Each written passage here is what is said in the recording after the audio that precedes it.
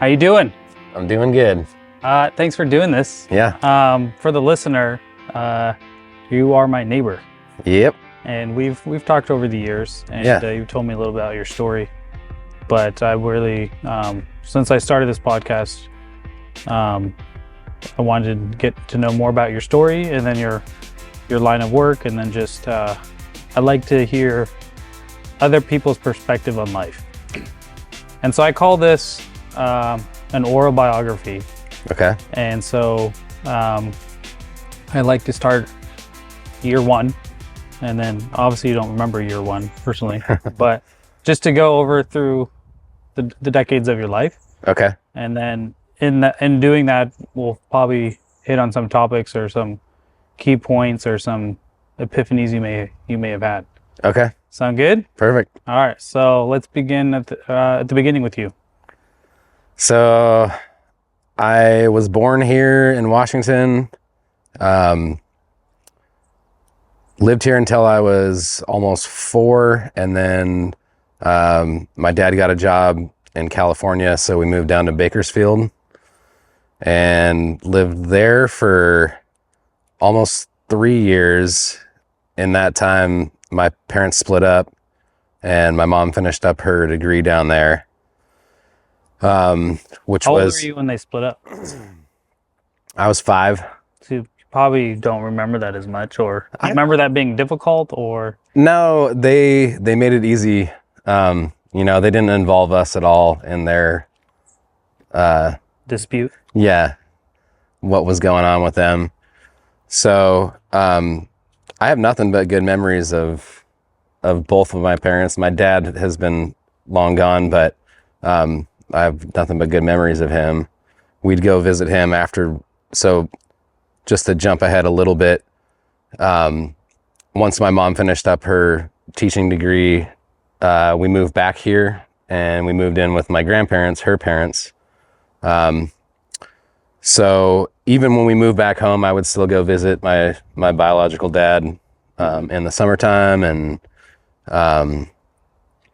so, yeah, I mean, they kept everything that was between them, okay, and didn't involve my brother and I. So yeah, because seems to be a pretty common experience in America now. Yeah, for couples to have kids, and then I think it's over almost 60% of couples get divorced now. Yeah. So not everyone is terrible, it sounds like.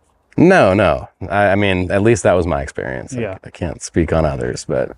So I always like talking about people's childhood once they can start remembering. Do you remember, when I talk to guys that are in their 60s, 70s, and 80s, they were playing outside. Was that similar to your story of playing outside? I mean, phones weren't a thing, tablets weren't a thing. Yeah, no, for sure. We played outside. That was basically everything. I did get video games at a pretty early age, but that was like the Nintendo Gen 1 and Atari. And, that was fun, but it didn't take up much of our time. We were always outside playing and doing stuff. A lot more lax too on the parental side of things. Like I could just be gone, and not have to worry about my mom caring, or, we had a lot more autonomy, it seems like, back then than we do now. I've heard of this story before where kids get into sometimes mischievous things or things they shouldn't have. Yeah. Or did you make sure you stayed within certain boundaries? I mean, I think the mischievous part probably started a little later than the early days, but I think it's a good venture for all kids to, experiment with the boundaries. Yeah. But for the most part, we just had like groups of friends who we'd hang out with. I played some sports. Back then there wasn't so much development, so like it was easy to walk not too far to find a creek or some woods to go play in. Mm-hmm.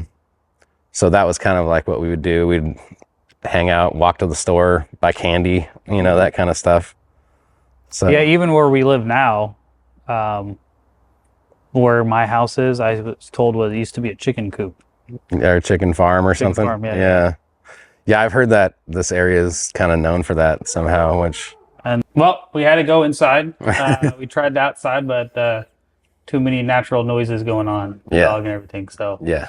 What were we talking about? Childhood. Yep. A lot of playing. Was there a particular sport you were interested in? I did a little bit of everything. I did soccer. I did football, baseball. I was on the dive team for a second at the Linwood Rec Center. Nice. You know who was a professional diver before he became a movie star? No. Like he went to the Olympics. Jason Statham. Really? He was on the British Olympic team. Okay. Yeah, I didn't make it that far. It's unfortunate. Yeah. Yeah, I liked all the sports. I wasn't bad. I wasn't the best. I didn't really excel in one. But I could keep up with everybody. When you were a kid, let's say 8 to 12, did you have a desire or passion of what you want to do when you grew up, or were you just in the moment of life enjoying it? Yeah, I don't think I had it figured out at that point. I mean, I may still not have it figured out, but we'll get there. Yeah. We'll reevaluate. No, I had no like drive to be, some kids, I want to be an astronaut. Yeah. Or a firefighter. Curious if you had that. No, I never really, like when I was really young, I think I was like, yeah, I want to work with dinosaurs. I want to be an archaeologist or something, but that didn't stick. It didn't stay. Yeah. I think dinosaurs were cool at the time. So yeah. All right. So let's get into high school years. Was it same, similar? At that point, did you kind of know, did you have interests that you had or hobbies? So when we moved back here and my mom remarried, we kind of I moved schools a lot. Whether it was because we moved from one house to another or just like the transition from elementary to middle school, we chose a co-op school. And then just the way it worked out, I kind of like was at a different school almost every 2 years. And I had made really good friends at all of those places. But when I got to high school, it was like a whole new fresh set of folks. And so I basically stopped playing sports then and just, hung out with friends and did that. But the main goal was just to do school and have fun. Yeah. And it was hard because I had friends from all these different places. And so I ended up doing running start for high school. Mm-hmm. So I was like, so you're a smart kid. Well, I don't know. I could at least fake it. Did you want to go to college? Yeah, that was a goal. It was a goal. I mean, that was just like, that's always, at least for me, it was always presented as a good goal. Mm-hmm. And so, yeah, I mean, I did. I went to UW, but a little different kind of trajectory than probably most kids because, I did full-time running start. And so when I finished high school, I had my 2-year degree. And when you let's talk about that. Okay. You're 18 years old. You have an AA, so 2 years of college. This is a pretty pivotal moment that we put on people. Yeah. I don't think it needs to be as pivotal as it is, but we put a lot of stress, maybe unneeded stress, on people graduating high school. It is a natural turn of life, right? Mm-hmm. You're done with one thing, so I get that. Yeah. But I do think we do put a lot of undue stress on young people at 18 to be like, all right, figure out the rest of your life. So I really like talking about this phase in life. So 18, AA, associate's degree, your basic running start is basically 2 year. You get to start doing college while you're in high school. Yep. You weren't focusing on sports. Was there other hobbies that you had, like drama or? Nothing like through school. Like I was always into fishing and hiking and snowboarding and all that like outdoor stuff. Mm-hmm. But nothing that was like a scheduled kind of like I'd go golfing and stuff with my buddies, but I was not on any teams or anything like that. All right. So let's talk through your mindset at 18. Okay. So when I graduated high school, I ended up having my 2-year. And I was actually, this is going to sound dumb, but or not dumb, but it's going to sound weird. like I'm a smart kid, but I was actually 17 because I started school in California. So if you're 4 turning 5 before Christmas, you have to start kindergarten. So I was like basically a year young for my grade. So entering UW, I was a 17-year-old junior, and I had to declare my major within a quarter. And So English was easy for me. Like that was like the subject that I could kind of thrive at. And back then, was it writing, talking? it was all the both. All the things. I mean, just words, I guess, you know, literature, reading, writing, which, you know, that kind of blends into other subjects too, like philosophy and just the humanities, basically. But so I don't know, for whatever reason, those came easy to me. Math and science and stuff, like I could do, but I really had to try. Like it was not just, I couldn't just do it the way I could with this degree. And so I knew that if I was going to try and go that route, not that I even wanted to, but if I did, I was going to struggle big time. And I didn't even, like my AA, I didn't even finish my foreign language requirement. So like there's still things that I was going to have to finish by the end of 2 years at UW. And so I did okay for a couple quarters. I mean, I passed my classes. I didn't have the highest GPA, but after 2 quarters, I was just like, it's too far beyond me right now. So I dropped out for quite a while and just went and worked a bunch of different jobs. So I know we're going to talk about being your line of profession now, but at that point in your life, did anyone ever pose that to you as this is a legitimate profession to pursue? Like construction. Like, did you even know that was, you could have just done that and skipped the whole college thing? It wasn't, I mean, it's not that I didn't know that was an option, but at the time I wanted to go to college. Like that, I loved UW. The campus is beautiful. It was an amazing place to be. I have a lot of family who's gone there and, or, you know, to college. So you're happy you did go to college? For sure. Yeah. I would definitely not throw any shade at the university setting. I mean, there's so much wonderful knowledge there. It's amazing. And I ended up getting my English degree after years later, going back and finishing it. But no, I had always kind of enjoyed doing, you know, handyman stuff. My stepdad, my dad, he has just always been that guy to be able to do anything, you know? And so I learned a lot from him. And then, that was actually one of the first jobs that I kind of transitioned into after I left college. Did you feel like when you left college, you were a failure? No, I knew that I wasn't ready for it. Okay, so yeah. That's interesting because sometimes people feel like if they leave something halfway, they failed. But you didn't see it as a failure. You saw it as what? I saw it as time to get the hell out, you know, like I wasn't ready. Like that's a good perspective. Yeah, I needed to go, you know, experience things before I could really do my best in college. And, you know, like if I'd have gone the regular trajectory of being a freshman and matriculating through the university that way, it may have turned out that way.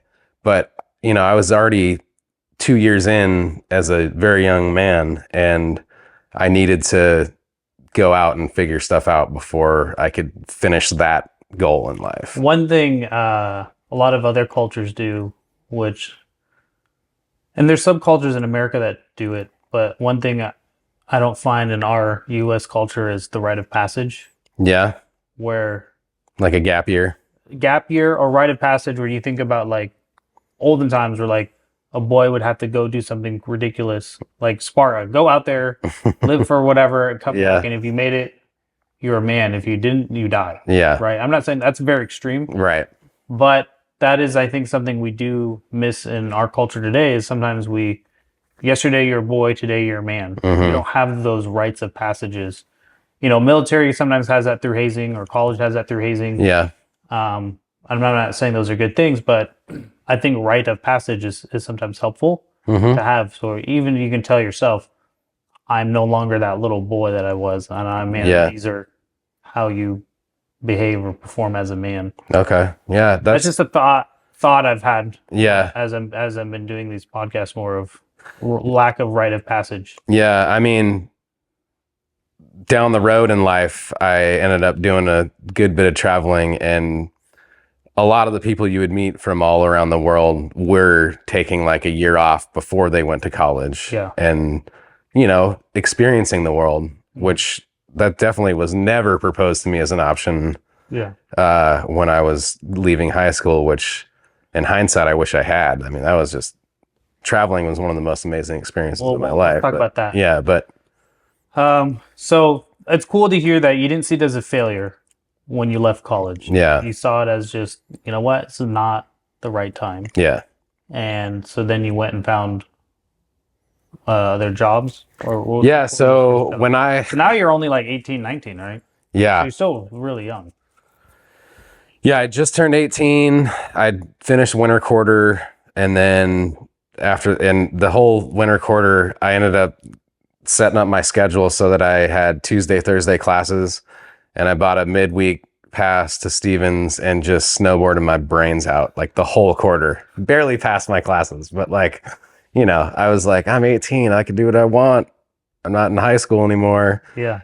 And so, yeah, a buddy of mine and I, we would ride up 3 days a week, snowboard all day. And then I would somehow manage to do my homework and stuff in the off time. But so after winter quarter, that's when I decided, you know, I can't keep doing this. So I ended up getting a job at like a warehouse, just like loading semi trucks. Did that for a while. Then I got an opportunity to go down to Colorado, where my cousin and her husband were working as ski instructors. How did that opportunity come up? It was just like, I'm pretty close with most of my family, and my cousin was like, "Hey, my husband and I are going down. We can get you a job. Do you want to come down?" Because they knew I was like, kind of not bumming out, but just like I wasn't stoked on my job at the time. Mm-hmm. And I was like, snowboarding as a job? So yeah, I packed up all my stuff and I drove down there. All 5 things. Yeah, it was basically just a duffel bag in my car and my snowboard gear. Drove to Colorado, worked for a year or a season there as a lift operator. Yeah. And then ended up coming home a little earlier than I anticipated, but when I got back, that's when I got my first introduction into construction. I started working for a company that was building a big apartment complex / commercial space in Everett. So I was a laborer. I just started learning on the job how to use tools. I've always said that it's like my favorite job. Mm-hmm. I just like working with my hands, to build a building and then come back years down the road and be like, I was part of that. I helped build that thing. I don't know. There's something really satisfying about it. And so we ended up, once we finished that, the company kind of shrunk a lot. I don't know if it was the economy or what. I mean, I was still, 20? So I ended up branching off with the superintendent, and he was building some townhomes and residential homes up in like Arlington area. So did that for a little bit, and then I wonder how those buildings are doing today, 20 years later. What is it? 30? Are they still there? Something at 30 Colby. I mean, the one in Everett's for sure still there. Yeah, a lot of maintenance problems. I hope not. Leaky roof. We didn't do the roof, so. From there, let's see. I ended up going back to school. Why is that? So I don't know. For some reason, I thought it'd be cool to work in like the law world. Was that random? Yeah, I don't know how I think it was like popular at the time to be a paralegal. And so there was since I had already got my 2-year from Edmonds Community College, I could do it in a year. if I'd went some recorder as well for their certification program. So I did that. My first ever office job once I finished that, and I was just miserable. Like, it didn't help that my boss and I didn't really get along well, but I just didn't like being inside in the office all the time. So after that, I got the opportunity through just, I'm always staying in touch with all my buddies. I have a buddy whose dad has I guess I missed one too. I did go commercial fishing in Alaska once through my stepdad's work. How long was that? It was a 60-day contract on a trawler. And I was a processor. Were you on the boat? Yeah. Because I heard that life is pretty rough. My brother did that when he was a young It's lad. Definitely by far the hardest job I've ever had. There's no real break because you're just out there. So you work 16 hours a day until you fill the boat up, and then you go in and you offload your catch. As you're filling the boat up, you're flash freezing everything, putting it down in the freezer holds, and then once those are full, you go in and you offload it. So you're cold and wet the whole time. As a processor, you're not. You're below deck. You're in a factory, basically, where there's just, I'm sure it's a lot different now than it was when I was there, but it's basically just a bunch of conveyor belts that bring the fish around that you pull up in the net, and based on their species, you process them in different ways. And so a human being is the processing of the fish, like this is... Yeah, you got machines for some things, like headers where you run the fish through. And But I'm saying, does the machine know what fish was what? Or no, it's all hand sorted. Yeah. Does that make you enjoy fish more now, or are you like, no, I'm good? I'd like to eat. Yeah. Oh, I love fish. Yeah. All right. So, because some people, they'll experience animals in real life, and then especially when they're being processed, and they're like, I can never eat again. No, like, I mean, no, I've always loved fishing. There's some really cool stuff on the bottom of the Bering Sea. I mean, it's interesting to see what comes up off the bottom, and I don't know. Fishing has always been a hobby of mine, but that kind of fishing is a little more intense. Yeah. But when you're catching thousands, you basically turn into a robot after like week 2. Yeah. And you're just on autopilot. Sometimes you'll process what comes up in the boat, and it's before they bring the next net up, and so you'll have a second to like catch maybe 15 minutes of sleep, and you can pass out instantly. Like, it's not a problem. So I'm assuming that's a very high turnover job.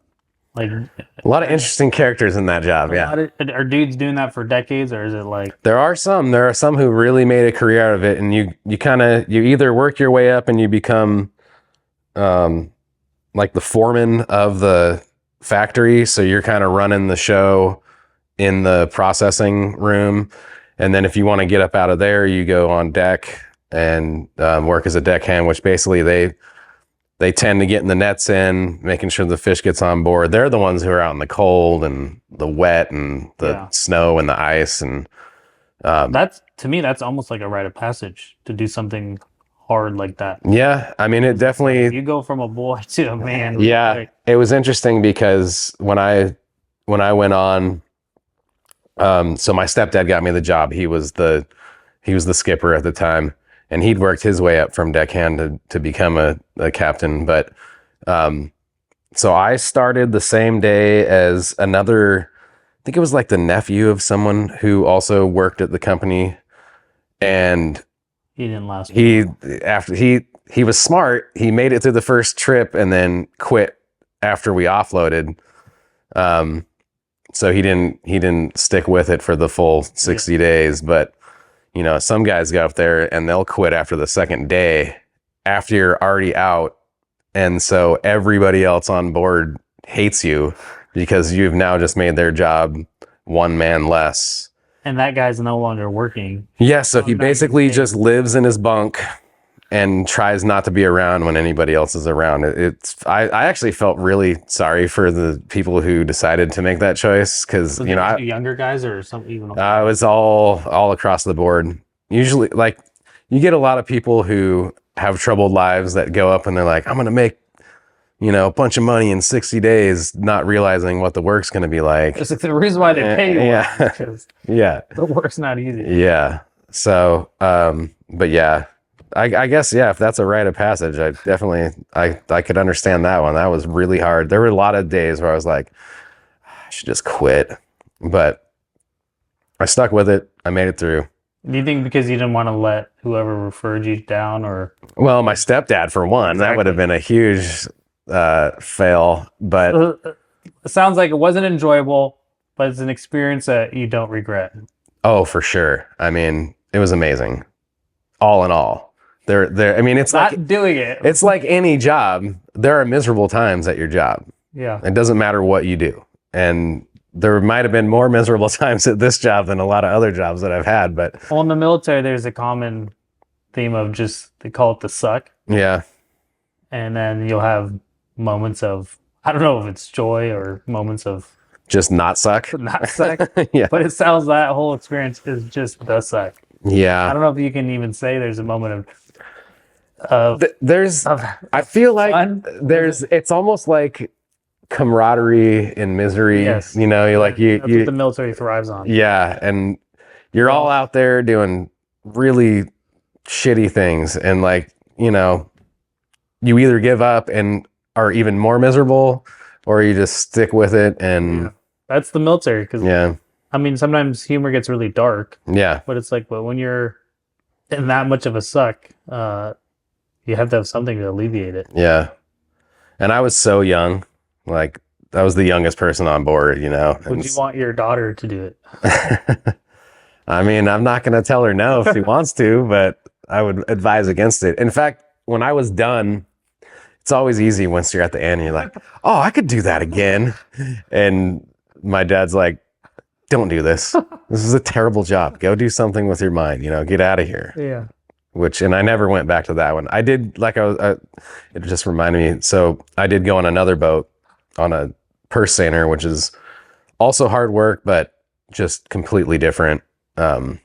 Fishing for salmon. And I was also in a completely different location. I was in Prince William Sound. So the weather it was the summertime. It was nice. It was just like a cruise. It was a complete different experience. And then also, to top it off, the canneries went on strike because they were offering really low prices. And so like half my time up there, I wasn't even working. So it was a cool experience. I got to experience like kind of a tiny island in the middle of nowhere in Alaska. And I don't feel like anything isn't worth my time in terms of experience, but it definitely didn't really pay the bills that summer. So, did you ever live on the mainland much in Alaska, or was most of your time in Alaska on a boat? Well, on the purse seiner, we were always back at port every day. Mm-hmm. Almost every day. There were sometimes we'd anchor, but on the other boat, no, I was never there. I mean, every state has its unique properties. Mm-hmm. But Alaska is almost like another country in the way it's. Yeah, they have to pay their citizens to live there. Or to have kids. I know there's something they do to pay you to live there. Yeah. Which is kind of interesting. I didn't spend much time on land on the dragger. We did have mechanical problems, and so we had a couple of days in port one time, but I went hiking up in the hills in Dutch Harbor, and then we got a halibut charter one day. But you move your string, it's on the other one. No, that's really interesting. When I talk to young people today, it's like, just go try stuff. Yeah. And that seems like, I'm sure we'll get more into your youth, but it sounds like you just went and tried stuff. You didn't know if it was the right thing or the best thing. Yeah. But you went and tried stuff, and then you knew. I went and tried college initially, didn't work out. I went and tried fishing, learned, but realized I don't want to do that the rest of my life. Yeah. You even tried construction. Yeah. So let's get into your mid-20s. Yeah, so that's when I would have returned back to college to finish up. So the fishing was before going back to college. Yeah, all that was in between. Did you have a desire to get married at that age, or have a kid, or? I was in a long-term relationship, but we'd kind of talked about it, but it wasn't a thing it wasn't like a goal at the time. Yeah. I mean, When you're gone for months at a time, yeah. you can kind of. My buddy, he went talking about gap year, doing something rite of passage. Hmm. He went and hiked the Appalachian Trail. Yep. And afterwards, his girlfriend dumped him. She's like, if you can do that and not need me, I don't think you need me. He's like, all right. Yeah. Well, that sounds like a no-brainer, but yeah. No, I don't know. So I went back to college just to finish it up. Like, my initial plan was to be an English teacher in high school. So I had like all the coursework done to kind of finish that off. So I basically had 4 quarters left to do, which was mostly all literature classes. You enjoyed that though. Yeah, I mean, my personal experience with English, I hate it. Yeah, I wouldn't say that I don't really read for fun. Because I remember when I took English, we had to read poetry. We had to read some. I like learning. Yeah. When you are telling me to read certain books, like I had to read a lot of stuff I didn't like, but yeah, like what's that, Crime and Punishment? Yeah. Or my I always hated like, what do you think the author meant? It is like, bro, I don't think the author even know what he meant. He just was probably high one day and wrote this book, because there's a time period a lot of these guys were on drugs when they wrote these books. Yeah. Right? Yeah. And so I don't think the author, like when you get so granular on what do you think the author meant by this, it's like, I don't think he didn't even know what it meant. Yeah. So that was the part I hated about it. Was like, well, what do you think this? Or my favorite is, what do you think this character? The character's not even real, right? Now I'm going to infer feelings, and emotions into a fictional character. So it's kind of, I feel like it's, I never was in it before, but it's almost a form of like debate where you are trying to prove something to the teacher that you can show, backup for with what you have read and what you've learned. And a lot of it becomes reading your professor and knowing what they want to hear. But that's, a lot of that's kind of how a lot of life is. But I just never liked having to talk about fictional characters. And it's like, they're not, I don't mind talking about real characters, but fictional characters that are real, so let's just say I never had a desire for it. Yeah. I mean, I can see that. I didn't love everything that I read. In fact, I didn't love a lot of the stuff that I read, but I did enjoy being in class and having conversations and, hearing people's opinions on things. You kind of had a gap year when you went and did all those trips. Yeah, well, I had a gap few years, yeah. You had a gap decade. Yeah, which was, I don't know, maybe that's exactly what I needed, but in the end, I got it all done, and that was great. So you got your degree, then what? So it was interesting, and when I went back to school, I ended up finding a part-time job for a research company just doing data collection over the phone. And once I got here in Seattle. And once I finished up my degree, I ended up getting hired on with a salary and benefits there as an admin kind of assistant for project work. They did mostly federal contracts and grants and stuff. And then so I just kind of stuck around there. So I didn't know it at the time, but no. But I went from kind of working on projects, helping out, to, one day I'm in the kitchen and the financial manager and I start talking about fishing, and he's like, "Hey, what do you think about being a pricing analyst?" And I'm like, "What the hell is that? I don't know. I got an English degree." So anyways, he ended up training me on the job to do that. So I did that from 2007 to 2010. So you worked an office job for a while. Yeah. I was there from like 2004 to 2010 at that company. You're a company man for you. Yeah, I've jumped around. You played that game for a while. Yeah. And I just kept getting more and more miserable. It was kind of the same progression of when I did the paralegal thing, but like a slow climb to that. Mm-hmm. And I think it was because I kind of jumped around within there at different positions. And, but at the end, I was just like, God, get me out of here. I remember I was like looking into, there's a college on the peninsula for wooden boat building. And I'm like, I just want to do anything other than. So how old were you in 2010? Well, I'm born in 81, so it would have been 29. Yeah. So at that point, the company kind of was consolidating their financial department, and they basically laid me off, but also offered me a relocation package if I wanted to move to their main office in Ohio. And I was like, no way am I going there, especially since I don't even like this job anyways. So I feel like companies do that so they can be like, we didn't fire the guy.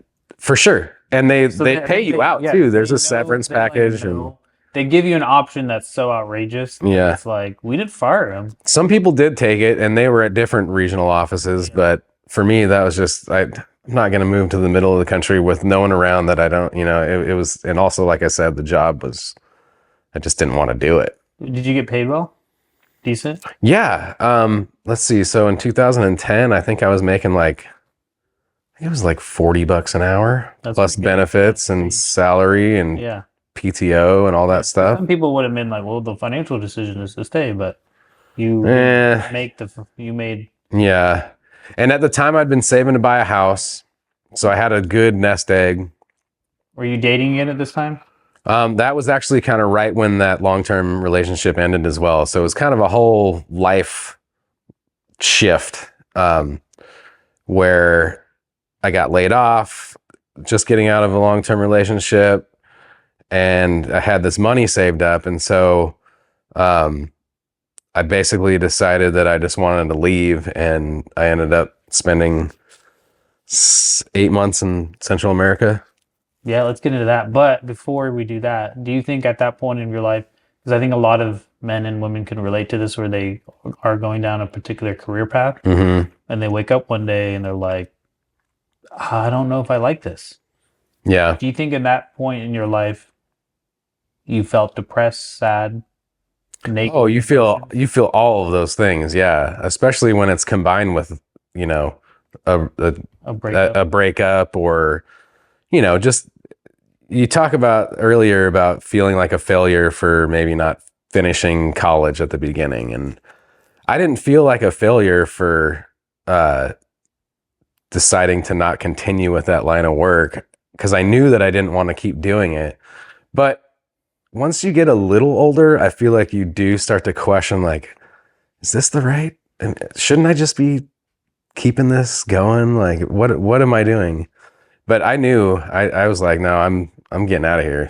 I don't know what the next step is. So I felt like I needed to do something big to make that change and make that break. Well, it's interesting you made that decision, because again, I think a lot of people would have ignored their emotions and would have said, no, financially, I need to do this because that's what you're supposed to do. Mm-hmm. And then they wake up 10 years later and realize, wow, I could have made that turn when I was 29, mm-hmm. but I did not. And now I'm even more miserable. Yeah.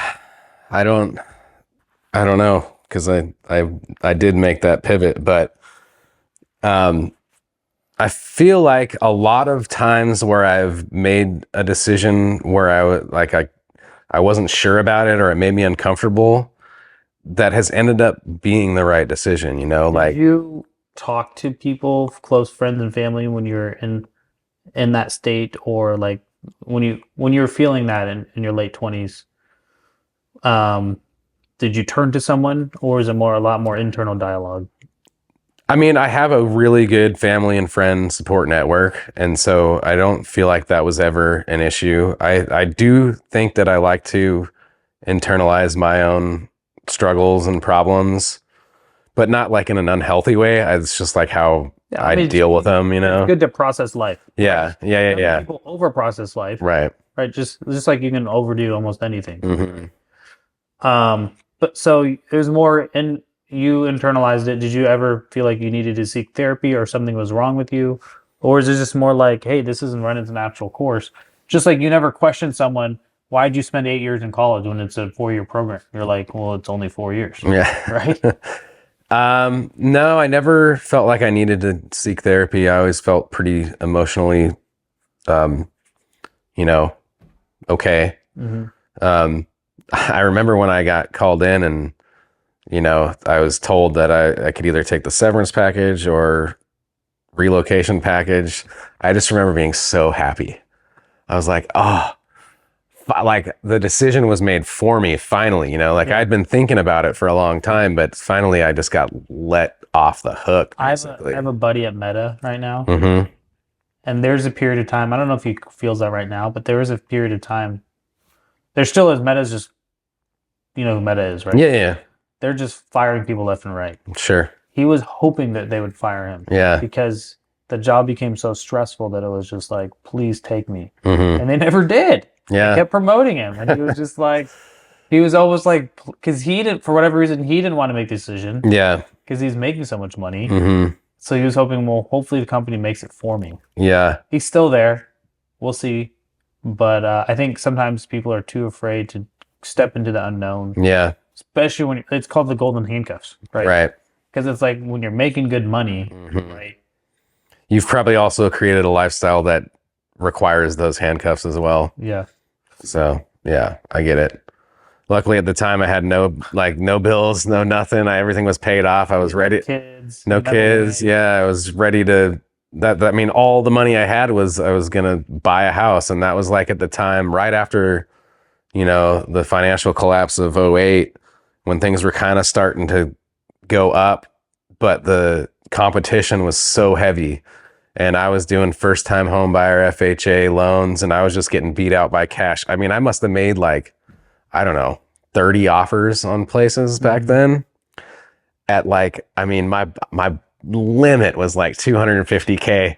And there's house, this was I was looking in Shoreline and, Bothell, dude, you can't even buy property or anything for that now. It's crazy. Yeah. So I don't know. I kind of wonder how that would have all gone down if I'd ended up getting something. I mean, I'd obviously be in a different probably place right now, but I don't regret anything, So yeah, let's talk about your time in South America. So Central America is where I basically landed, and before I left, I was really, I mean, I've always been big into fishing, but what led you to that area? So fishing, kind of, to be honest with you. Before I ended up leaving, I had a great buddy who lived in Montana, and I'd go out there every year and we'd go fly fishing. And I was actually really kind of starting to want to get into hunting, which I never had a mentor to help me with. So I was kind of figuring that out on my own. But basically my goal when I went to Central America was to fly fish all around, just use that as my reason for going. One-way plane ticket to Belize. So you kind of had a midlife crisis at 30. I guess, yeah. It didn't feel like a crisis. It just felt like I don't know, release, kind of, Yeah. That rite of passage, I guess. Yeah, we're going to get more into that story, but there's, and it's easier with people who have money to do this, but there's guys that are if you can work hard for 5 and then take a year off, start building in mini retirements or vacations. Yeah. And it's that sounds great in theory, but how many people can just pause their life for a year? Yeah. Versus, because basically he's making the point, rather than working 50 years and then retiring, can you build in a year retirement here, a year retirement there? Yeah, when you're, more physically able to do certain things. I love the idea of that. Yeah. but the practicality of it's like who financially can just not work for a year every 5 years. And then I guess too, you'd have to be building in long-term retirement plans as well, as far as taking care of yourself when you're a lot of money, or a business, if you're a business owner or something like that. So the theory is great. Like, at 25, take a year off. At 31, take a year off.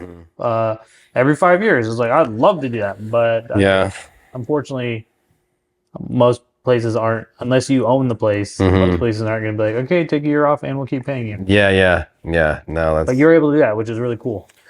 And I think a lot of it was just kind of happenstance and the way that just things worked out. But you seem like a guy that doesn't get too stressed about. I don't. I'm pretty even keel, low key, pretty much all the time. Yeah. When's the last time you were like, got super stressed about something? Freaking out?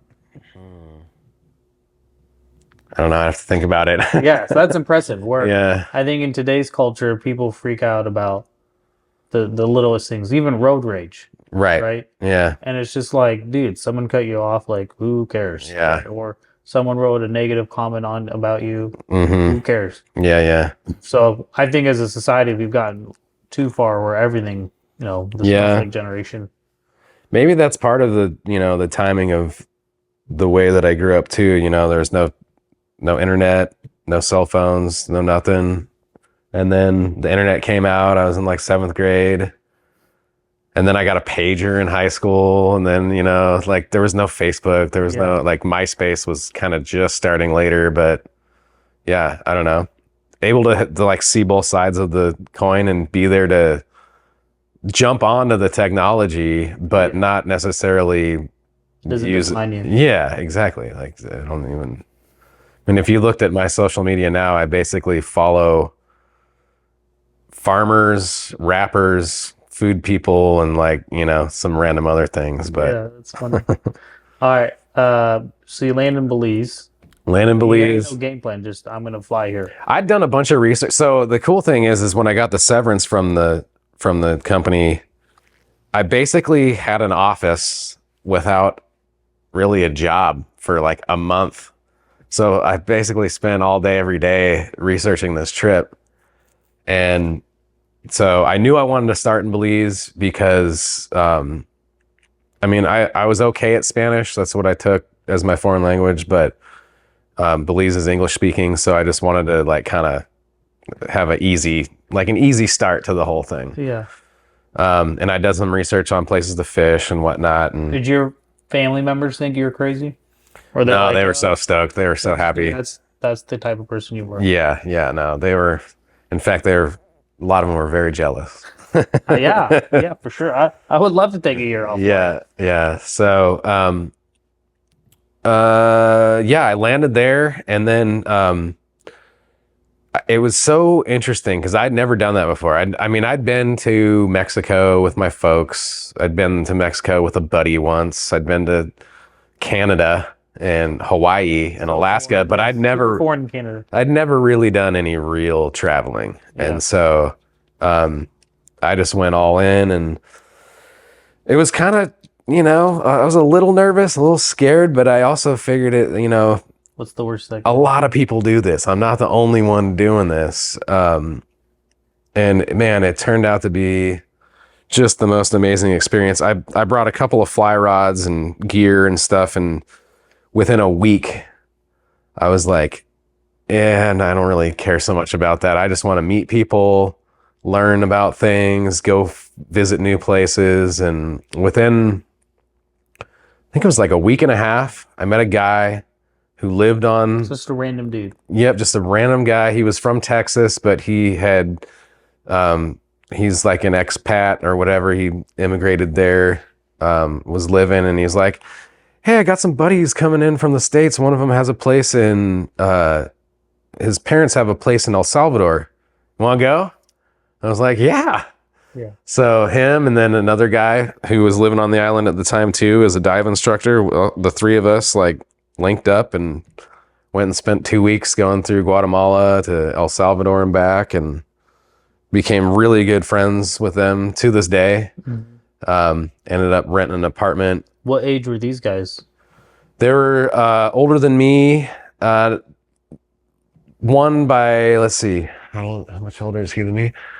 Like 8 years and 3 years, a little older. Mm-hmm. But what led them to that stage in life? We don't have to get too much in their story. Yeah. Kind of similar circumstances, just wanting to, maybe not exactly the same as me, but maybe wanting to just get out of America for a minute, experience something else. So I have a nephew, and I hope he watches, because I tell him to watch all these. Yeah. He's 22 years old, and he's kind of stuck in life. Mm-hmm. And it's like, I keep telling him, go do something that's just so outrageous. Yeah. Not bad or good, but just get out of your, what I try to tell him is, if what you're doing in life isn't working, then do something else. Yeah. Right? And I sent him this long text the other day. I was like, if you don't like the output, then change the input. Yeah. Yeah. Yeah. If you expect the output to change, but don't change the input. Yeah. Right? Why do you expect it to change? Right. Like when you think about it from first principle, for you, your output was, I'm doing this job, I don't like it, I'm unhappy, and therefore I can continue doing that output. Yeah. And I can continue being unhappy. Yeah. What did you do? You changed the input very drastically. Yes, yes. You didn't look at me, maybe something's wrong with me. You didn't, oh, poor me. Oh, life sucks. I'm sad. I'm depressed. Yeah. I'm going to introspect even more. You changed the input of your life, which then changed the output. Right. Yeah. I feel like, I think I just said it earlier, but when you get outside of your comfort zone, it's going to suck at first, but eventually it's going to be amazing. And the inverse of that, for your nephew is like, if you can't get out of it, get into it. But that's not something that's healthy. What does that mean? If you can't get out of it, get into it. You know what I mean? Like, well, that's like how to get through the suck that you were talking about, right? So if you're doing something that's got to be done, and it's pouring rain, and you're in the mud, you got to finish something up. You know what line of work he's actually in? It's carpentry. Okay. So he's actually learning a useful skill. Yeah. But just, I would say, and he would say, he's not happy with where he currently is in life. Well, I don't know. I wasn't happy with it when I first did it, and it took me years to come back to it.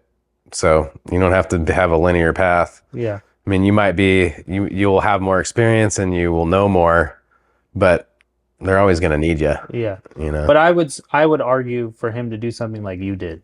Yeah. Right. Go make your own. What's interesting about him is he actually grew up in Papua New Guinea.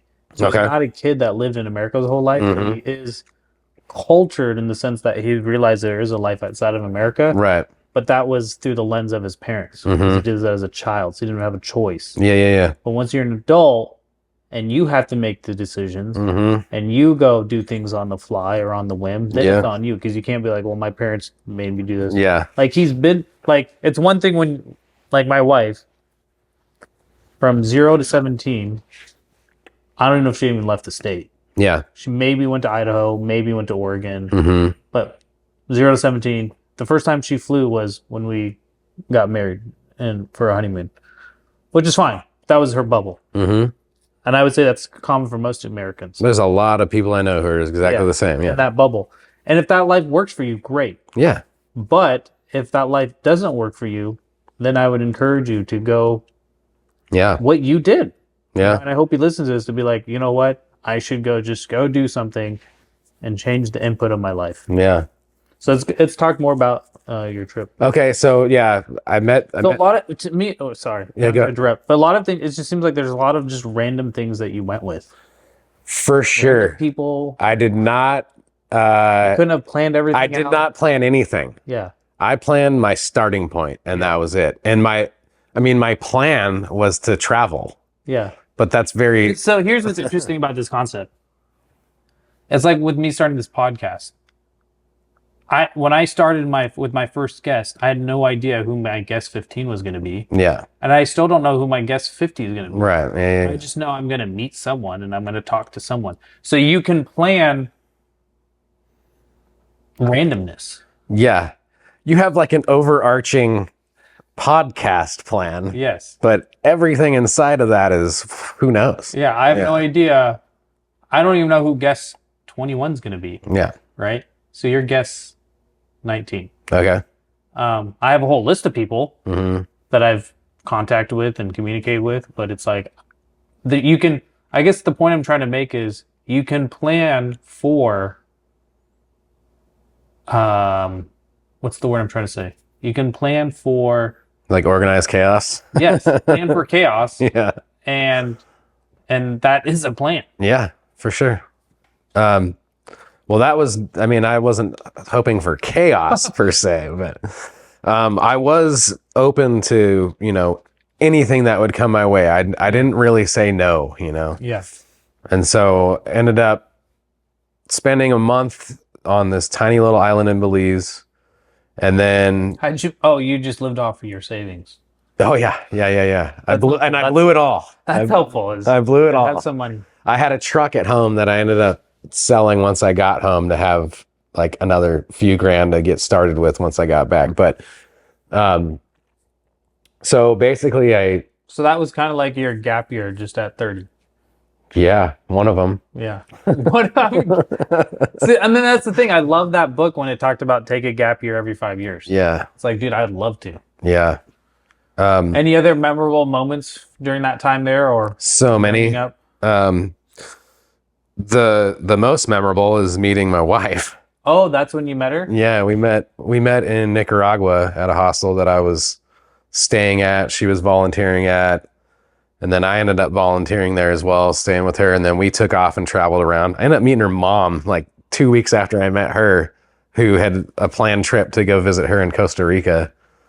But so that's pretty memorable. Yeah, no, this is a huge deal. That's that's pretty monumental. The whole life change. Yeah, the whole life change, just completely unplanned too. Like the last thing I was looking for, Yeah. But it's been amazing. Do you think you guys hit it off? Like, how did you? What was that spark, or was it just physical attraction? I'm sure there's always some of that, but then just common interest. We just we had a night of like constant interaction. She was volunteering at the hostel for like room and board. I was staying there, but they offered. So like I've camped a lot from the Northwest. I know how to have fires in like a kind of a not so optimal environment. And so we're in the jungle. Everything is like wet and moist. And you were her Tarzan. Well, so she was Jane. There's this big party where they would offer pizzas in a wood burning oven. And so they told me if I could keep the fire going all night long and fire off all these doughs and pizzas, they'd give me free beer for the whole night. And so I was doing that, but she would be bringing the doughs down back and forth. So just the whole night, we just had this. This is the movie in making, right? I mean, it's ridiculous. I've told this story 1,000 times too. So this is stuff they make movies out of. Yeah, it's sappy and weird, but that's basically the jump off. And then was it love at first sight when you saw her, or was it like? I don't think I've ever experienced love at first sight, but I definitely was attracted to her when I first saw her. Mm-hmm. But once we got to know each other, it was funny. This party was crazy. And like, people are doing all kinds of fun stuff, as you would in Central America. Who's at these parties? Is it expats or local people? It's like travelers from all over the world. So it's not just necessarily locals. Hardly any locals. No, it's all like kids from you name it. Yeah, anyone but locals. Yeah, basically. It's like a party hostel. But it's set in the middle of the jungle with these drawbridges, and it was really. Dude, they make movies out of it. Yeah. So, but everybody just is partying down till the sun comes up, and her and I just decide to go lay in bed, and I read her book to her. You're like, I got an English degree. I can do this half drunk. Remember the bush? No, she does. I can never remember it. It was some weird science fiction book that I was totally not into, but yeah. So How far along in that trip did you guys meet? Was it towards the middle? So it was about, for me, I had been there, let's see, 4 months. I'd been in Central America 4 months. Mm-hmm. I'd since teamed up with, so the same dude that I was with in Belize that went on that El Salvador trip with me, or I went with them. Him and I ended up going to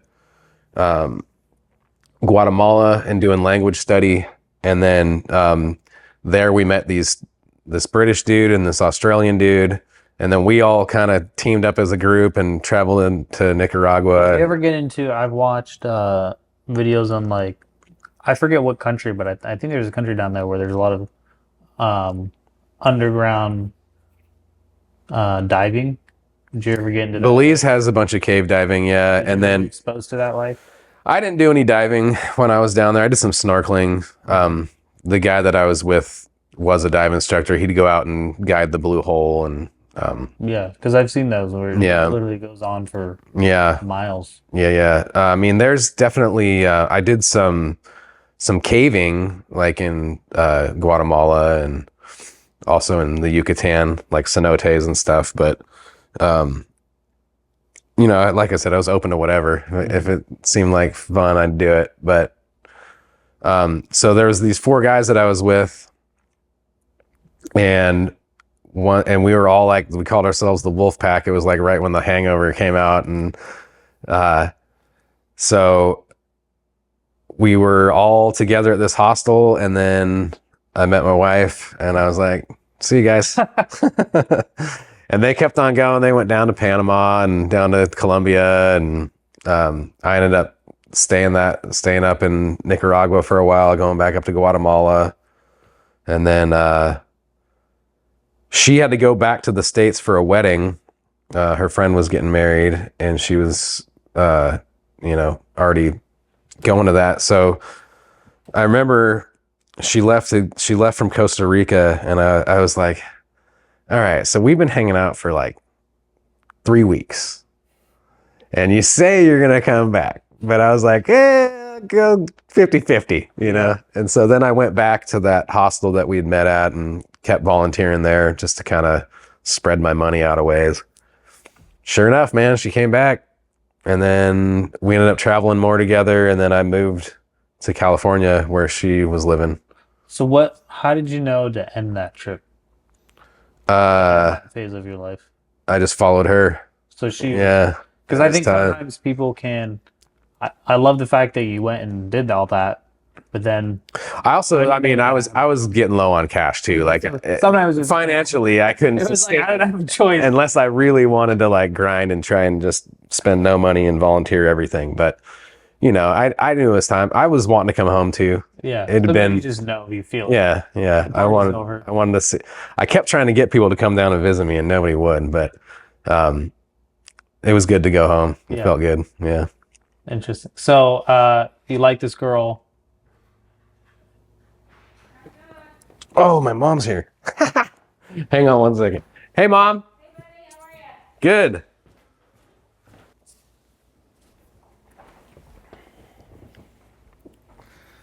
Where were we? We were talking about. Oh, you're financially getting low, so you knew. Yeah. So your life is. Chapter was ending. Yeah. So. Say in English. Yeah. Right. What do you think the author meant by that? I don't know. What was the character? It's probably some kind of Jesus figure. So moved from. So basically, I'd lived in this area, Washington, for most of my life, and other than, little excursions here and there. And then after meeting my wife in Central America, who was from Florida, it's weird that I had to go to Nicaragua to meet her there, but... We don't have to get into her story, but let her die there.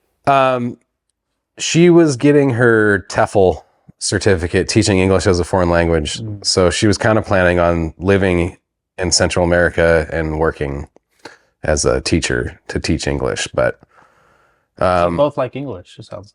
Well, yeah, I understand. More or less, yeah, a little different, but both of us decided that we just would do better working back in the States. And so I relocated to where she lived, which was Northern California, like an hour north of San Francisco.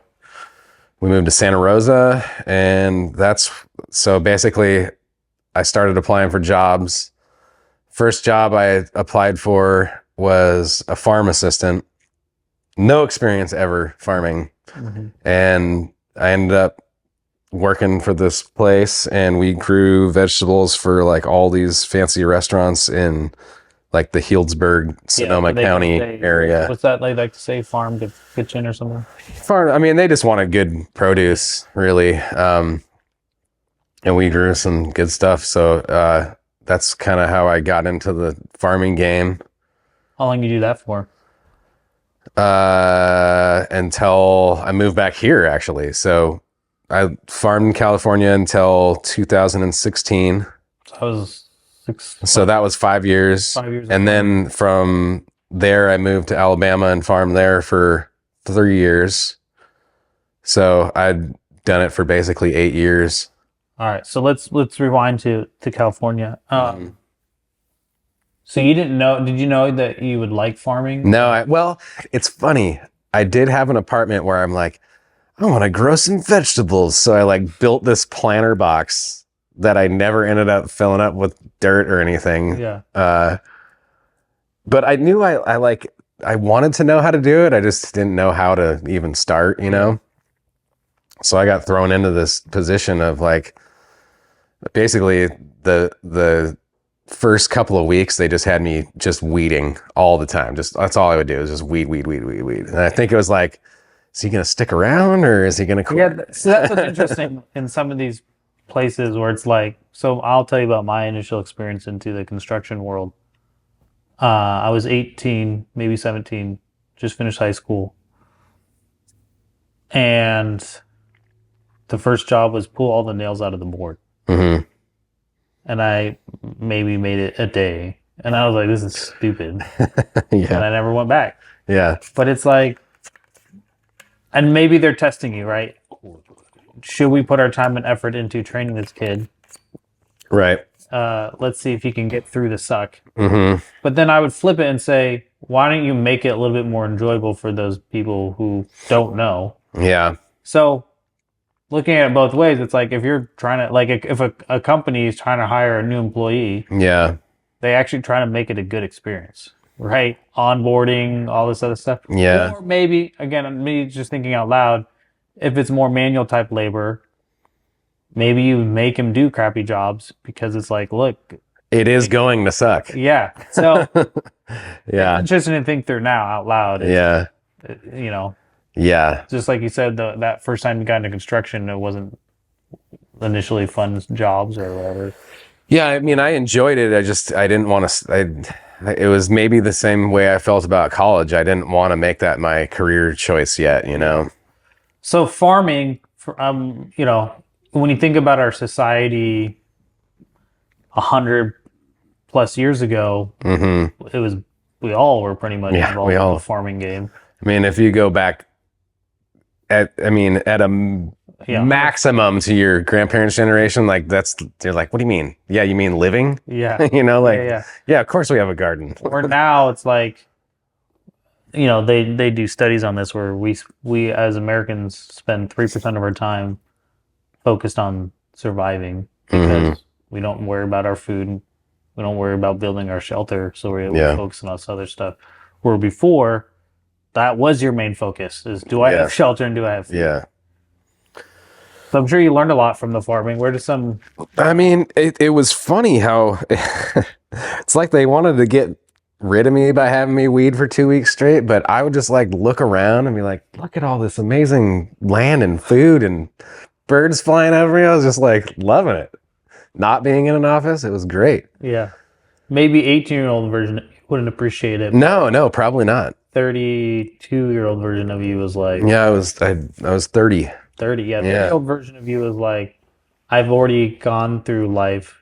There are worse things out here than weeding. Than this, yeah. Because at 18, you don't have much perspective. Yeah. It's like I was thinking about me doing this podcast.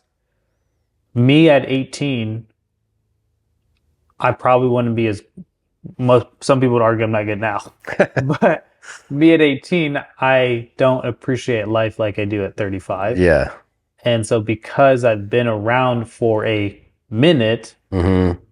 and I have kids and I have a wife and I have, I've lived through some things Yeah. that I can now appreciate when I talk to an 80-year-old. Right? Yeah. So I met an 81-year-old today and I had a great conversation with them. Mm-hmm. Or 18-year-old version of me probably wouldn't have. Yeah. Right. At 35, I can set my ego aside and say, what can I learn from you? Yeah. Yeah. Where at 18 or even 25, I don't know if I would have been able to do that. So it's interesting starting, like a lot of people who get into the content creator game are young kids. Mm-hmm. But at 30, in your 30s, even older, I know how to interact with the young guys, but I also enjoy hanging out with the old guys. Yeah. I'm old enough to realize that the older I get, the less I know. Mm-hmm. And if I want to know something, I can either try to live through it or I can learn from someone else that's done it. Yeah. And so that's something I understand at this age in my life versus I probably wouldn't have appreciated as much. So I think you had that similar experience at 30. It's like, dude, I would prefer to do this and sit in an office. Yeah. Which I wouldn't have ever thought of had I not. So yeah. I mean, every experience is perspective gained, as you move on with life. But for whatever reason, I just really love farming. It was just so enjoyable to grow things and harvest them and eat them and experience the difference between grocery store food and stuff that you grow. It's I don't know, it might be somewhat, cerebral or I did this so it tastes better type of thing. Well, but I think that's partially true, but there's truth in. So there was a guy, I forget his name. Last year I did a lot of just learning from all different perspective, right? Mm-hmm. And so this one guy, and he was like, dude, when you eat food freshly picked from the source, it does taste different. It's not just a mental thing. It's because it was just alive 5 seconds ago. Right. Like if you eat a salad that I just picked from a garden, it's very different than a salad you eat. So I think you're correct. Yeah. So it's like, I could see that. Yeah. So I don't know. Everything just seemed to come alive and be vibrant, and you watch it grow, and it's also really hard work. It doesn't pay well, but we made it work. And Does she work there as well? No, she was working other jobs, but it kind of got me involved in that, that life. And it's just kind of like how I always do. There was a guy who worked at the farm who I just like maintained a friendship with. Like he was actually originally from Alabama, moved out to California. Yeah. So why did you move from California to Alabama? So this guy, he initially was going to start a farm in California with his family, but they had a daughter and decided, him and his wife were both from Alabama. So they decided kind of one of the reasons why we moved back here is just to be closer to family. Mm-hmm. So they moved down there, but I just always stayed in touch, like, hey man, what's going on? How's your farm? Like follow him and see what was going on. And, finally just kind of got a little, not bored. It's just like the California life is pretty expensive. Like I couldn't really see being able to buy a place or anything like that there, especially as a farm hand. And I'd never been to the South really before. And so one day he was like, hey man, you want to come run the veggie operation in Bama? And I was like, yeah. Did you have to check with the spouse first? So I went and volunteered. I just went and helped him out for basically a winter. So it wasn't even really much vegetable operation at the time, but he also had cattle and pigs. Did she go with you? Not on that first trip. Mm-hmm. But We'll call her Jane and your Tarzan. Yeah. So I went down there and I was like, this is it. This is like the whole circle. This is the eggs, the chickens, making your own compost. Like this is all the meat, all like he was doing mushroom, like, you know, growing mushrooms and had bees and all the things. And I was just like, man, this is what I want to do. This is it. Not just working on a veggie farm that goes to really expensive restaurants. But so, yeah, I talked the wife into it and we went. Did you guys have a kid at that point? No. But 9 months after getting there, we had a kid. So that was an interesting kind of twist of fate. So were you not planning or trying it? No, we were. We wanted one. So it just ended up working out a lot faster than we thought it would. Which, you know, that was awesome. So we had our daughter, and she was almost 3. We were getting to like where I was really kind of dialing the garden in, and I was just like, oh man, I just need to be closer to people to help. Like we had my buddy and his family and his in-laws were very helpful, but like, you know, it's not the same as having grandma around and family. And a big, you know, I have a lot of family here, so like a big support network. And so my mom was like, just move home. You can live with us until you figure it out. And so I was like, okay. And then I start calling all my buddies, and my one friend who's working for the company that I'm at now is like, dude, I can get you a job immediately. Like, we need guys. And then a week later, he was like, hurry up. One of the guys just broke both of his legs. We need you like now. So You break his leg on the job? yeah, that's a whole nother story, but Get into I'll leave that one out. But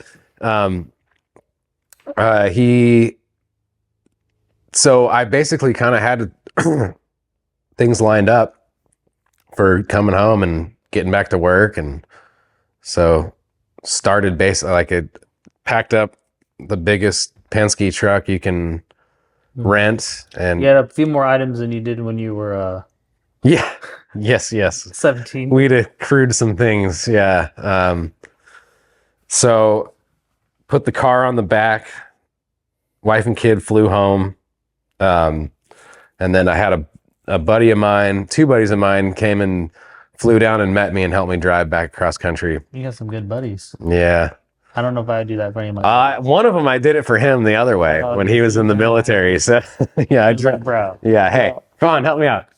And it was cool. We made an adventure of it and stopped and saw some friends on the way home. And I did a road trip once, and if I had to redo it, I would. But we drove from Washington, so here, to California, to Kansas. Okay. But we just drove. Yeah. We didn't stop. All the scenic routes we did it when it was dark. But when we drove by Grand Canyon, it was... We drove... Because we literally drove from California to Kansas City. It was like 24-hour drive. Yeah. I forget exactly how long, but it was the dumbest road trip in the world. Yeah. Like, that was dumb. We basically had an end point. We basically starting point was Nashville because my buddy who flew into there. So we stayed the night in a hotel, got up as early as we could, and drove just straight all the way to Boise, Idaho, where we had our buddy's parents lived there, and we had like 3 days of chill time. But we made it there in like less than 3 days. We were just nonstop, just go to sleep, everybody else drive. That was a rough trip, but it was nice to get it all over with and then have 3 days to chill and go golfing. And we went to their cabin and rode 4-wheelers and then Sure. So that brings you come here. Yeah, 2019, back in the So the house you P&W. live in now, who owned it? So now the house that I'm here at now, it was my parents' rental house. Yeah, I remember when I first moved in, you had There was lots of cars. Yeah, there's lots of families. Lots of Lots of bodies. Yeah. So 2019 to 2020 was a crazy transition, and pandemic hit. I'm working for this company doing construction, and Did they start you at the bottom when you started? I was a carpenter. I started as a carpenter there. So let's talk about this carpenter. How does one become a carpenter? Are there certain? So there's a couple of routes. You either join the union and you put your time in. Is that what you did? No. Okay. No, I lucked out, and over the years I've done a lot of different construction, especially on the farm. I mean, there are construction projects all the time on that, but just always been hands-on. Just kind of, and my stepdad has always taught me a lot too, and I've worked with, not just that initial construction company. I worked for a guy in college who did like some residential finishes and stuff. So, like, did you have to do a job interview with these guys? Or no, it was, I just breathe. All right, you're hired. Yeah. Well, I had someone who could vouch for me. Okay. In the company who could hire, and that was how I got the job. So you didn't start at the bottom? Nope. I started as a carpenter, and so you don't have to take there's no specific license. Like, who says I knight you as carpenter? If you're in a union, it's different. Okay. That's so, it's like an electrician. You don't just wake up one day and you're an electrician. You have to go through all these hours. Yep. So you didn't have to do an apprenticeship or any of that stuff. No, and I mean, in a sense, I did over the years, but it wasn't documented. It wasn't like a traditional way. Documented worker. Yeah. Yes. So, I mean, yeah, it's sometimes who you know, not necessarily what you know. The reason I ask is, I think construction, electrician, plumber, these type of jobs we don't talk about them enough. Yeah. And so they keep saying we don't have enough workers in this space. Mm-hmm. And it's like, because you keep telling people to go get a degree. Yeah. Versus just go straight into those jobs. You shouldn't get in debt. They'll teach you while you're learning. And then once you're fully certified, you're going to make crazy money. Yeah. No, I mean, and as a carpenter, we're kind of one of the lower ends in the trade system. So you get a lot of variety. Yeah, let's talk about that. So I'll read some of the stuff that I researched, but carpenter, what is that to you? Oh man, it's so many different things. You pick up the slack where other trades don't do things, especially if you're working for the general, which is what I do. But could be anything. It could be concrete forms, could be, wood framing, could be finish work. You could be setting doors. You could be. Most of this is on the job training, so you don't need a college degree. No, you don't. Help you. You don't. I mean, I wouldn't say that it wouldn't help you, but it's gonna get a degree. What degree would it be? In engineering? Probably. I mean, you don't need a degree. Okay. You need a GED at minimum. Good enough.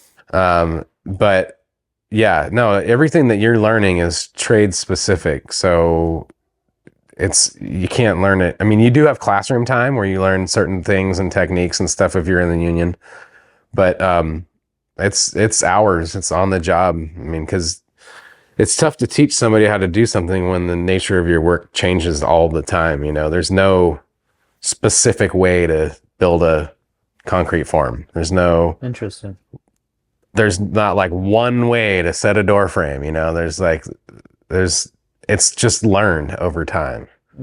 So, people who have done it a lot have their way of doing it, and that might be the way that you were taught or learn, or you learn it that way, and then you kind of make your own modifications to how you do something. But yeah, I mean, it's all. So it sounds like there's more than one way to do something. Oh yeah. How do you make sure it's done well, or this? Because one thing people complain about now is a lot of these residential buildings are not being put up well. Yeah. I mean, I manage properties, and I'm already having plumbing issues and leaks and stuff like that. So it's like, when you go back to the builder, it's not their fault. It's not our responsibility. I mean, there is a time limit to things, there's warranty periods. Yeah, I'm talking about you shouldn't be having house failures within the first couple of years. Yeah, probably not. And so either that comes down to shady work or shoddy work, or an inspector not caring enough, or, there's a lot of reasons why things fail. It could be bad design, like, I don't know, engineering fail or architectural fail, but I can't really, I don't know exactly. Residential is a little tricky because you're more on the commercial side. Yeah. Being a carpenter, sell me on, I'm 18, I'm 22. Hey man, I'm interested in this line of work. Sell me on it. You get to work with your hands. The longer you're there and the more experience you get, the more responsibilities you're going to get. And these skills that you learn are applicable outside of your job, like you can go do this at home and, side hustle, whatever you want to call it, that's going to gain you money just by doing the work, I also think that it's pays well, like pays really well. In my research that I saw, Washington is one of the highest paid carpenters in the country. I'm sure anywhere you go with major metropolitan areas, Washington, California, Oregon, New York. So yeah, let me get a little bit into this. So this is just the raw data I found. Nationwide, there's 700,000 of you guys. California has the most at 100,000. You can make, I don't know if this is starting, but 73,000 or about $35 an hour starting. And then Florida has the second most at 50,000 workers. And theirs is $50,000 a year at $24 an hour. And then Washington State has 29,000 of you carpenters. And their starting or around is $75,000. And then one of the major cities in the country is the greater Seattle area. There's 17,000 of you and starting around at $80,000. And then male to female ratio, it's 97% male. Yeah. 3% female. So all the females that say they don't need men in their lives, you need them to build stuff because they're 97% of the workforce. Well, so just those numbers are probably some kind of average based on. This is from the BLS.gov. Yeah. So if it's a government project, your rates are like way up. So if it's a school, if it's a jail, if it's a fire department, if it's a police station, a community center, like, so some companies want to work in that field because some only work in that and government work. Premium. Yeah. It's also a very tight margin line of work to be in. So you're spending a lot of money on the front end with office staff and bidding and things like that. But there's a set rate that is basically determined by a union wage for a government project, and that's what you get. When the job is bid, you get paid whatever the prevailing wage rate is set at. Yeah. And you get paid that the whole job. You're not part of a union.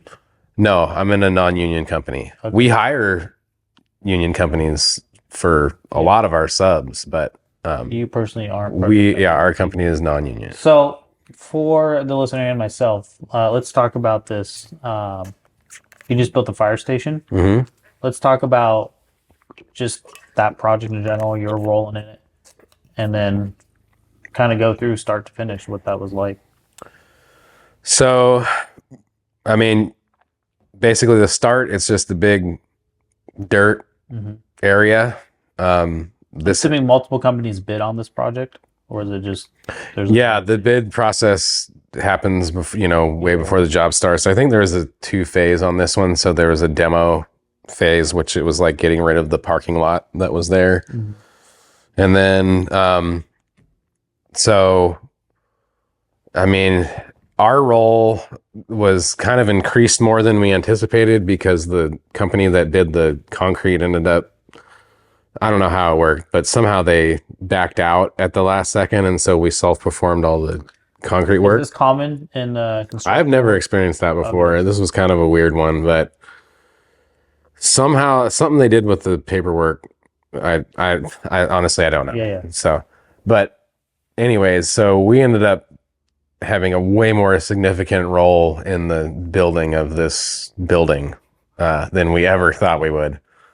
So we built all the forms for the structural concrete. So footings, stem walls. Do you have the knowledge to do this stuff, or are you relying? I know you probably aren't doing the physical work, but you're following the plans, the architectural plans, and you're like structural and architectural plans. He's the guy that always has his little pencil out there with his piece of paper. Piece of paper. You're that guy. Yeah, it's very much that. You're looking at what you're doing. It's like building Legos. Yeah, Lego directions. Yeah, in real life. Yeah, it's kind of like that. I don't know. There's so many small and large and medium things that happen. But you're the guy that's tracking all this stuff? So I'm a part of a team of guys. Okay, there's a team of you. That are deciphering the plans and turning them into a building. Yeah. Have you ever looked at a plan and been like, this makes zero sense? Oh, yeah. Yeah. Whoever designed this is a fool. Because did you guys have any say in the... So you have no say in the design itself. No. Which is crazy. Yeah. Because you think if you're building something like that, the two should play with each other. It's kind of like how Apple and Tesla work. The guys designing it are also the guys who are going to help build it. So they're like, hey, that's just not going to make any sense. Yeah. So that's crazy to think that the guys designing it aren't communicating with the guys building it. I mean, they are, but it's after the plans are done. Yeah. And you probably can't do any crazy modification without... You can, permitting. But it also costs money. And in most government works projects, well, yeah, I would say most, there is no extra money, Exactly. Like it's down to the... Yeah. So you're looking at this blueprint, and the blueprint is telling you how it's supposed to be done, but you're determining how to do it? Yeah. And so we need to be able to figure out how we are going to make it happen after the fact. And they don't really give you the instructions. They just... No, they give you instructions in the sense that, all right, here's grids of how everything is measured out, and here's where it all lines up, and there's numbers that kind of tell you how long this wall is, how, where the door opening is, yada, yada. There's a million things. There's roof plan, there's framing plan, there's, plumbing. Yeah, there's all the different plans. But so structurally, you have to go with what the engineer calls out in terms of the footing needs to be this wide and this deep, and it's got to have this much rebar in it. And so the details are there, but you kind of have to look all through this big giant book. Yeah. And make it all work. And then you have to have the inspectors come out and hope you did it all perfectly, to what you're supposed to do, which... Because they're inspecting throughout the process. Oh, yeah. The whole time there's inspections going on. And, not just for us, for all the trades. Yeah. So, yeah. So back to this fire station. So you were there from the ground, nothing there. Mm-hmm. And then you would go back there almost daily. You were there daily. Mm-hmm. Were you physically doing the work itself? So you were there physically, or are you telling other people you're crafting? No. You're physically doing the work. Yeah. And then you're going back and looking at the blueprints regularly to make sure you're doing the work. Yeah. And we have a superintendent who's giving us, kind of printouts of, different details, whatever it is that we're working on for that day. We also have access to the plans themselves. Mm-hmm. So, it's a few different minds working together to try and pull this all off. Yeah. And it's, sometimes I think people have the mindset that guys in construction aren't that smart.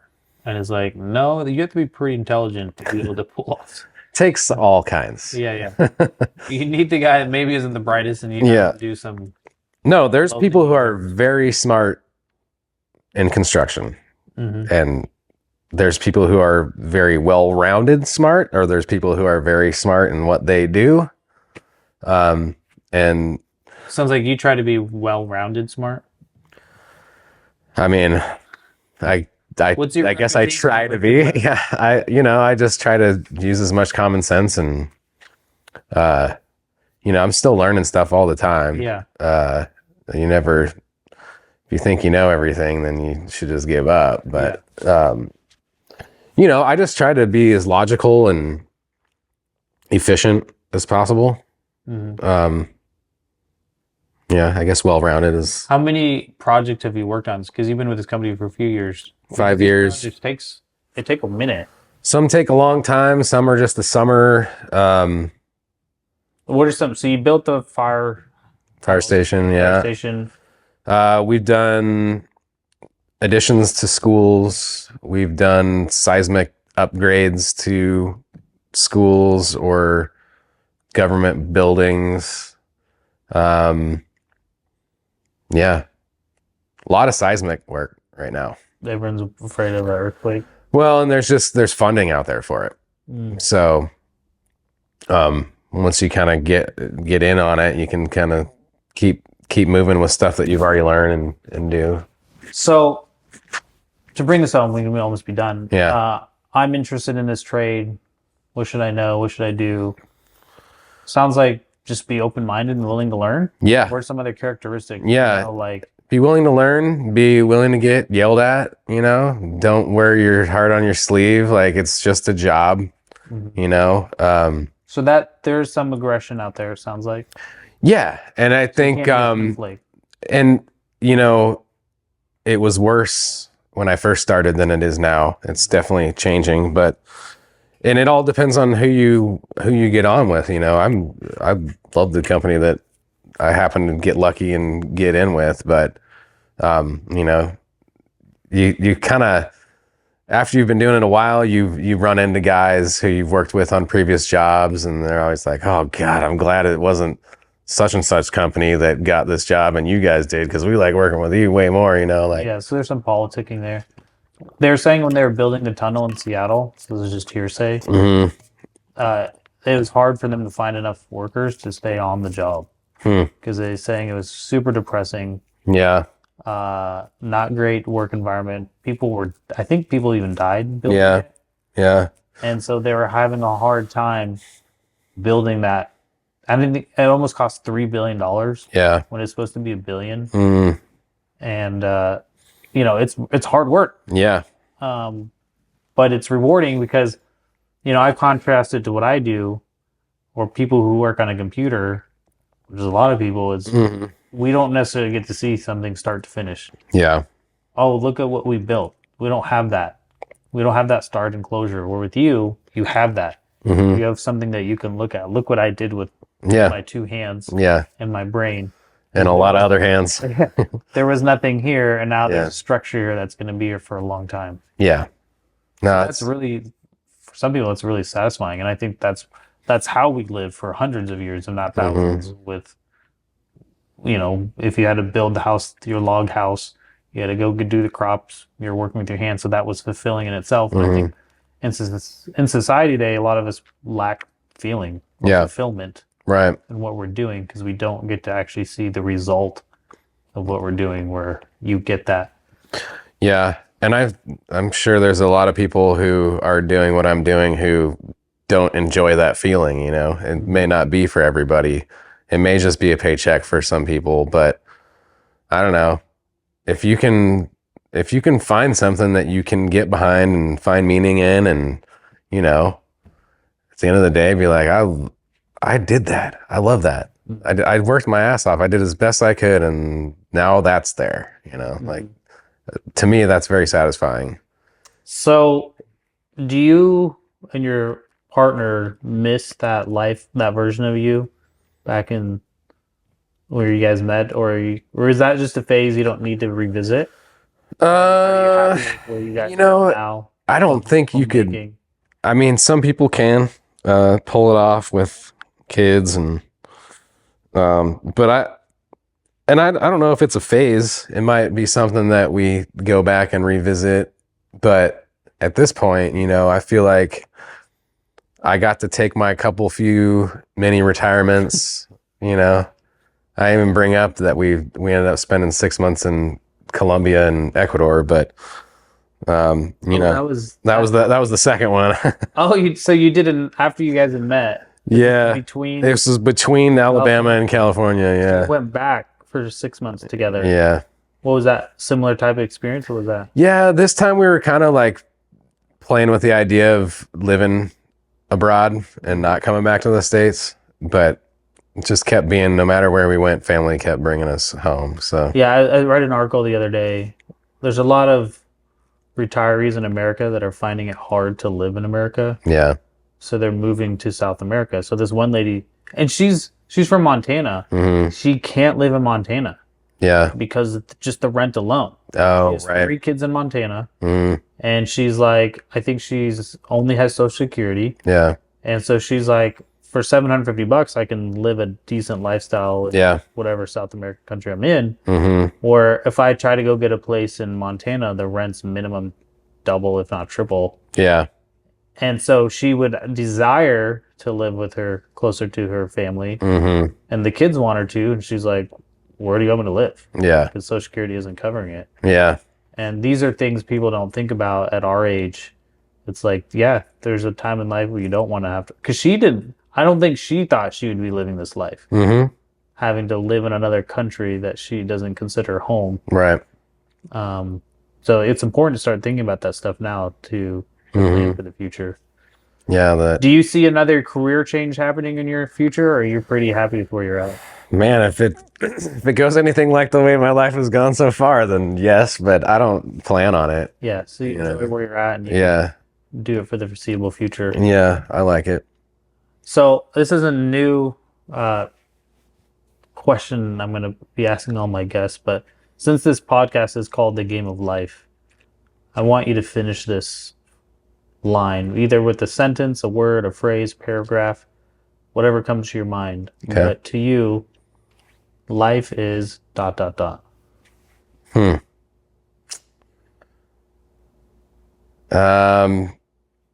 Life is...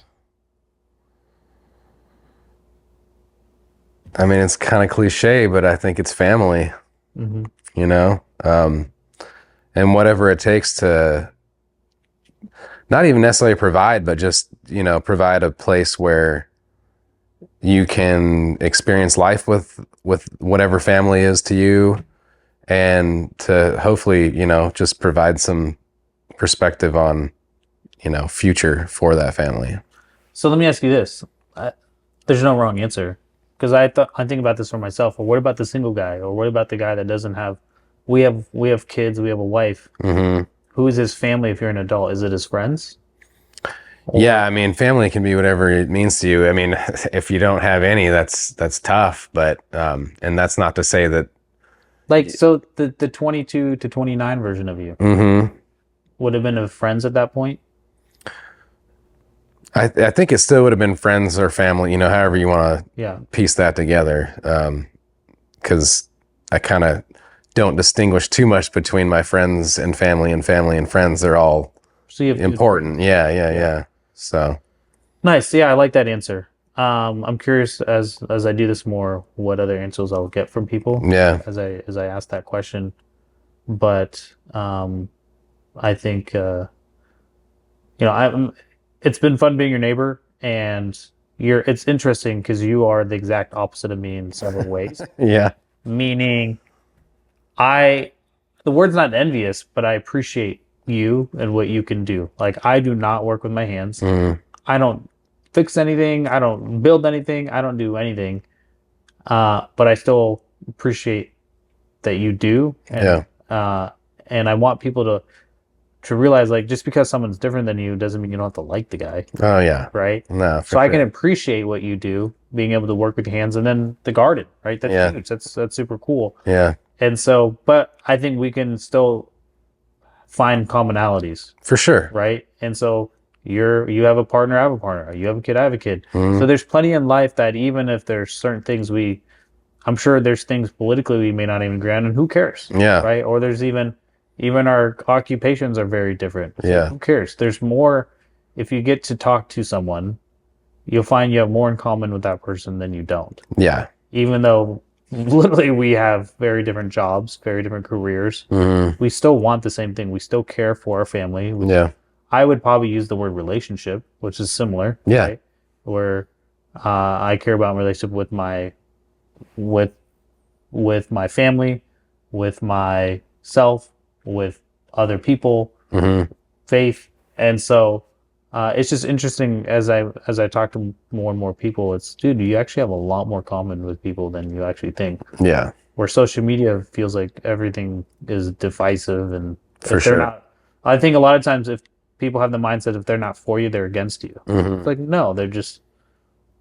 That doesn't mean they're against you. They're just not. They don't do what you do. Yeah. Right. Yeah. Yeah. Certainly, we all have more in common than we do different.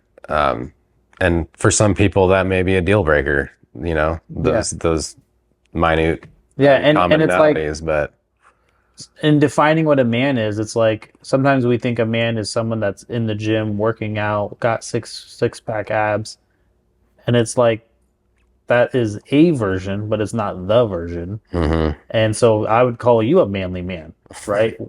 You're a hard worker.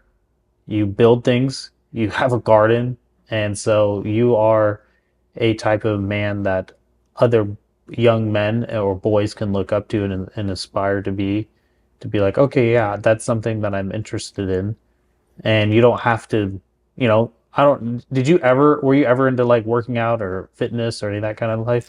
I mean, it was there, but no, I didn't. I mean, I had a gym membership maybe for a little bit, but Yeah, for me, that's a huge part of my life. Yeah. But I would still consider you a man, right? Because a lot of times we're like, if you're not in the gym, if you have a six pack, you're not a man. It's like, dude, that's just you have to live that life. But I would say you use your body way more than me because you're out there doing stuff with your body way more than I am. But yeah. Is there any question or any last thoughts you have to share about some perspective you've gained on life as you've gotten older, or something you would? So another common question I ask is, what's something you've learned older that would have been nice to have known or understood when you were younger? I can't think of anything. I mean, I don't know if it's as a result of just being kind of a pragmatic person, but like I kind of view,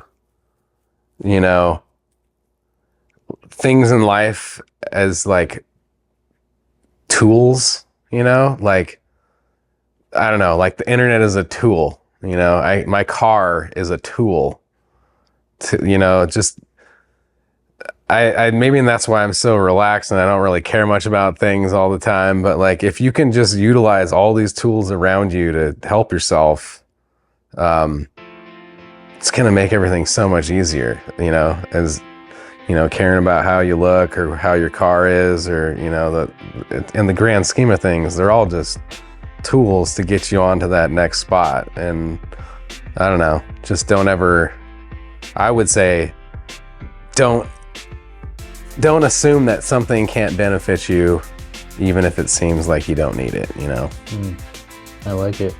All right, really appreciate it. Yeah. Mr. Carpenter or Tarzan. Yeah, sure, whatever. I'll see you around. Yeah. And thanks for chatting with me. Yeah, for sure.